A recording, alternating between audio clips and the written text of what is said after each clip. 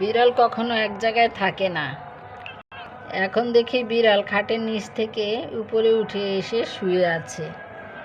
ওর তো অ্যাক্সিডেন্ট করেছিল, একটা বাচ্চা জীবিত আছে আর একটা মরা বাচ্চা হয়েছে। তো এখন দেখি ও বাচ্চাকে নিয়ে এসে খাটের কোনায় এসে বসে আছে।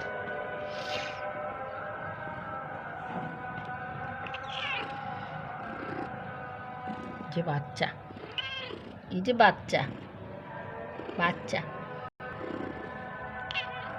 মিল্কি, মিল্কি উপরে উঠে এসেছ? ঠিক আছে, ঠিক আছে।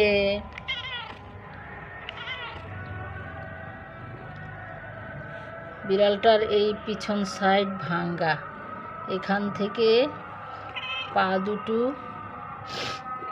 আঘাতপ্রাপ্ত হয়েছে, পায়ের নিচে ভাঙ্গা দাগেই দেখেন এখনও রক্ত আছে।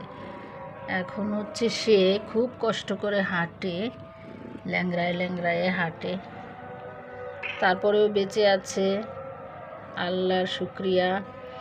একটা বাচ্চা বেঁচে আছে, আল্লাহর শুকরিয়া।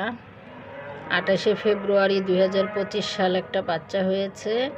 তারপরে 3 মার্চ আরেকটা মরা বাচ্চা হয়েছে। এখন একটা বাচ্চা আছে। এই বাচ্চাটা ওই এত আদর করে কোলে নিয়ে বসে থাকে।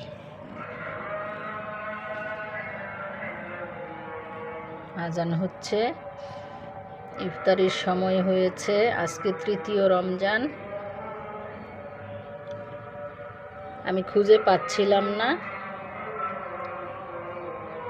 মিল্কিকে, এখন এখানে খুঁজে পেলাম, এই জন্য একটু ছবি তুললাম। আল্লাহ হাফেজ।